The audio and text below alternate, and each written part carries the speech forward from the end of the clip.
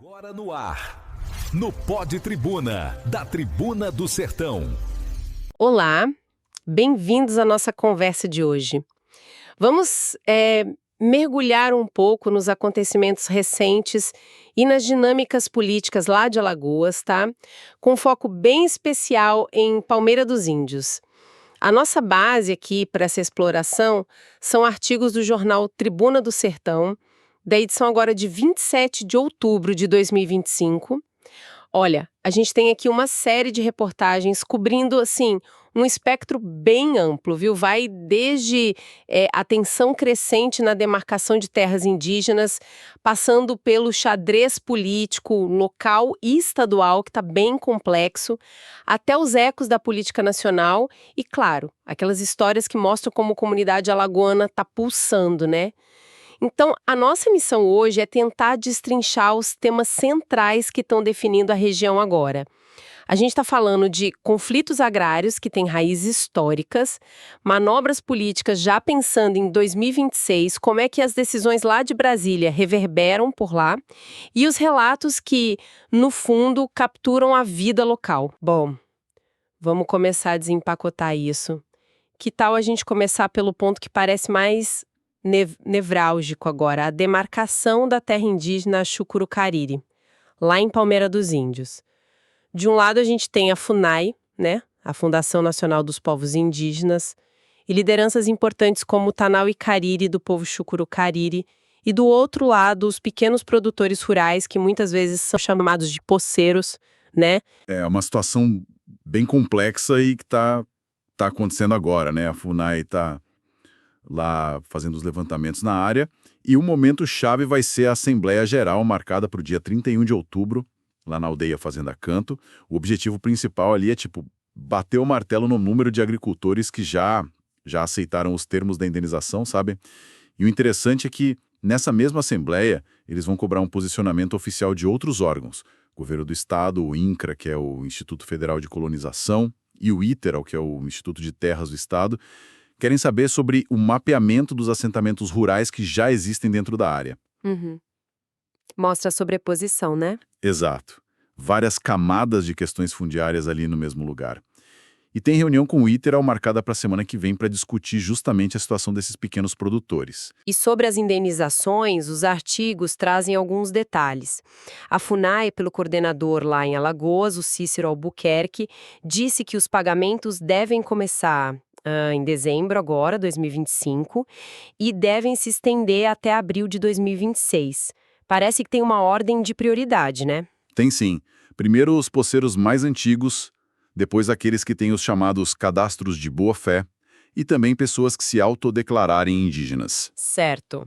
E um ponto assim fundamental é definir quem vai poder ficar no território depois que tudo acabar. Segundo o líder Tanauy Cariri, e a FUNAI confirmou isso, só ficam os indígenas e quem for casado com um indígena. Isso segue a Convenção 169 da OITENA, que garante a consulta prévia, livre e informada. Basicamente um processo para que as comunidades participem das decisões. Entendi. É uma tentativa, bem complexa, de equilibrar o direito originário à terra com a necessidade de compensar quem vai ter que sair, os não indígenas. Mas o processo não parece nada tranquilo, pelo que as reportagens indicam. Tem desafios logísticos, tem muita atenção. A FUNAI, por exemplo, está planejando criar uma terceira equipe técnica para tentar acelerar as avaliações das benfeitorias lá no campo. Isso, para tentar garantir preços justos e principalmente cumprir um novo prazo judicial. As fontes falam em 1º de dezembro. Ah, 1º de dezembro. Isso mostra uma pressão grande, né? Muita pressão. E essa pressão, infelizmente, se manifesta da pior forma, com ameaças contra as lideranças indígenas. O Tanauy Cariri confirmou que essas ameaças são contínuas desde que começaram os levantamentos. Nossa! A coisa é tão séria que teve uma oitiva qualificada, uma reunião formal para coletar depoimentos lá na sede da Polícia Federal em Maceió, e foi com muita gente importante: Polícia Civil, Defensoria Pública, Ministério Público Federal. Foram registrados relatos de ameaças de morte mesmo. A PF está investigando, mas mantém os nomes dos acusados em sigilo, claro. O próprio Tanauy está sob proteção do Programa de Direitos Humanos do governo. Que situação! E o que choca também é como essas ameaças chegam. Muitas vezes é por rede social, sabe? Anexadas às próprias notícias sobre a demarcação. Terrível. É impressionante como essa situação específica, lá em Palmeira dos Índios, ecoa questões muito maiores, né? Não é só uma briga local por terra. Toca em direitos indígenas garantidos na Constituição, em feridas abertas de conflitos agrários históricos do Brasil, e na capacidade do Estado de mediar isso tudo e garantir a segurança das pessoas. Reflete tensões sobre terra, identidade e desenvolvimento que a gente vê em tantos lugares do país. Exatamente. O que acontece ali é um microcosmo de desafios brasileiros que persistem, né? A dificuldade em conciliar direitos reconhecidos, pressões econômicas locais e a segurança de quem defende esses direitos é uma constante. Bom, mudando um pouco o foco, da terra para o poder, vamos olhar o cenário político lá em Alagoas. Tem um dilema interessante surgindo para o prefeito de Maceió, o João Henrique Caldas, o JHC, que é do PL, né? Saiu uma pesquisa recente do Instituto Paraná que coloca ele na liderança para a disputa para o governo do estado em 2026.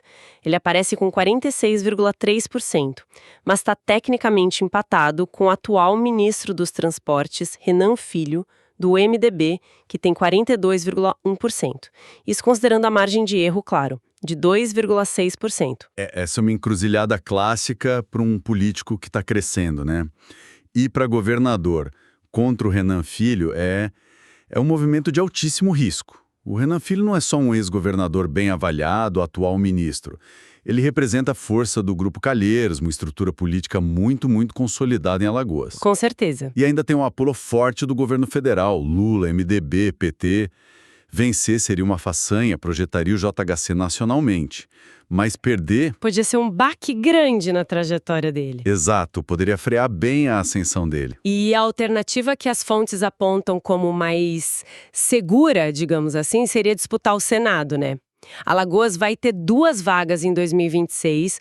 Os analistas que o jornal ouviu avaliam que o capital político do JHC como prefeito da capital, mais a imagem jovem dele, isso praticamente garantiria uma das vagas. Sim, um mandato de 8 anos, né? Visibilidade nacional, um caminho mais pavimentado, digamos. Exato. O Senado oferece essa estabilidade e uma plataforma para construir voos mais altos depois, talvez até tentar o governo de novo mais para frente, só que de uma posição mais sólida.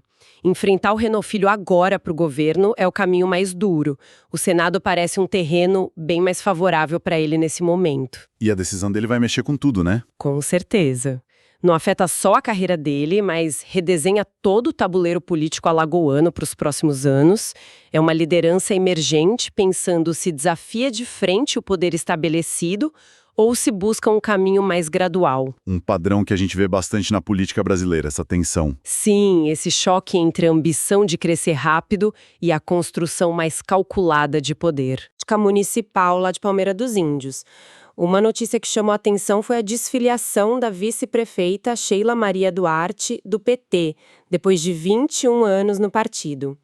A nota oficial dela fala em gratidão e serenidade, fim de ciclo, mas as reportagens apontam que nos bastidores a coisa é mais complexa. As especulações giram em torno de alguns pontos, né? Primeiro, um suposto desgaste dela com o apoio explícito de lideranças importantes do PT à demarcação Chucuru-Cariri. A preocupação seria o impacto negativo disso entre os pequenos produtores rurais, que são uma base eleitoral importante lá na região. Faz sentido. Inclusive falam de uma mensagem que ela teria mandado para o deputado federal Paulão, que também é do PT, discordando da defesa dele pela homologação rápida da terra. Além disso, mencionam disputas internas no diretório do PT de Palmeira. Curiosamente, o marido dela continua presidente do diretório, mas parece que enfrenta oposição lá dentro. Exato. E talvez o ponto mais pragmático, um alinhamento político que ela já tem com o ex-prefeito Júlio César. Ele deve ir para o PSD e ser candidato a deputado federal. E a vice o apoia abertamente. Isso criaria um conflito de lealdade porque o PT deve ter candidato próprio ou apoiar outro nome em 2026. Certo, fica difícil conciliar. Fica. É um caso bem interessante de como uma questão grande, como a demarcação indígena, causa ondas de choque na política local. força realinhamentos, rompe lealdades antigas. Fica claro o embate entre a pressão da base local, a preocupação com os produtores, a aliança com o grupo do Júlio César e a disciplina partidária que viria de cima, do PT. É o local respondendo e às vezes resistindo ao nacional. Bom, agora vamos dar uma passada um pouco mais rápida por outras notas que apareceram nos artigos, sabe? Conectando Alagoas com o cenário nacional e trazendo um pouco da vida cultural de lá. Uma notícia de destaque nacional foi a viagem do presidente Lula à Malásia. Ele completou 80 anos lá durante a viagem, mas o ponto politicamente relevante mesmo foi a reunião que ele teve em Kuala Lumpur com o presidente dos Estados Unidos, o Donald Trump. Correto. A pauta principal, segundo as fontes, foram as tarifas comerciais americanas sobre produtos brasileiros e também outras sanções. O Lula teria argumentado contra a base técnica dessas tarifas, né? Destacou o superávit que o Brasil tem com os Estados Unidos. O resultado prático foi um acordo para que as equipes técnicas dos dois países voltem a conversar. E o Lula também tocou na questão da Lei Magnitsky, aquela lei americana para sancionar indivíduos por corrupção ou violação de direitos humanos, que foi usada contra ministros do STF aqui, ele classificou como injusta. Certo. Essa reunião, que descreveram como franca, e a própria disposição do Lula aos 80 anos, claro, acaba alimentando especulações sobre uma possível candidatura a um quarto mandato em 2026. Sempre volta essa especulação, né? E voltando para Alagoas, as fontes trazem uns ecos da política local e especulações que se conectam com o que a gente já falou. Tem menções a um suposto acordo de Brasília, que poderia influenciar a decisão do JHC sobre ir para o governo ou para o Senado.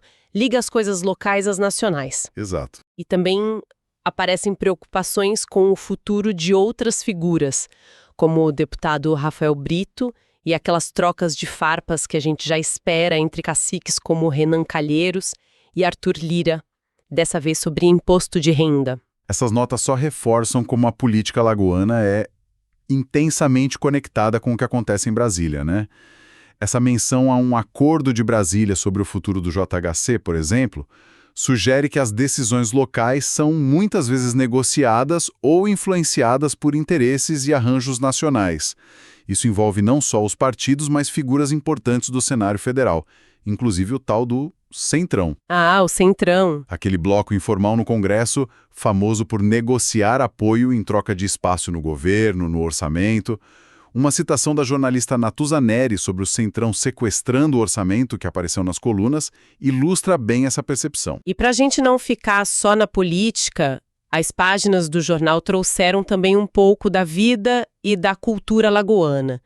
Teve uma homenagem muito bonita de Vladimir Barros ao pai dele, Ivan Barros, que foi uma figura muito importante em Palmeira dos Índios. O artigo descreve ele como o Pelé do voto, lembra da resiliência política dele, superou uma cassação, da carreira como deputado, jornalista em grandes jornais, escritor com mais de 40 livros e promotor de justiça. Um perfil que ressalta integridade, história local. São essas histórias que dão textura para a análise política, né? Mostram as raízes, as figuras que moldaram o cenário que a gente vê hoje. E outras notas culturais que foram mencionadas, tipo a festa anual do Conselho Regional de Economia, o Correcon AL, ou a participação da Academia Alagoana de Letras na Bienal do Livro, com debates, lançamentos. Isso também pinta um quadro de uma sociedade com vida intelectual, associativa, ativa, sabe? Para além das disputas de poder do dia a dia. Verdade.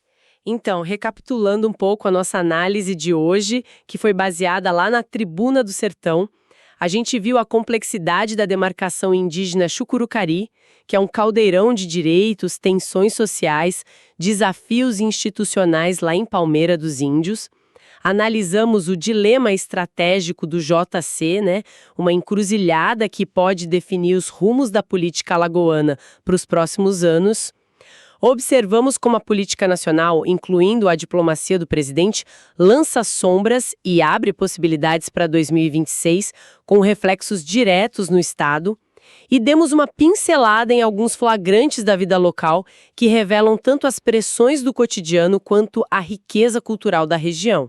E o que fica muito claro, eu acho, é como Alagoas, através dessas reportagens, funciona como um um espelho de dinâmicas que estão presentes no Brasil todo.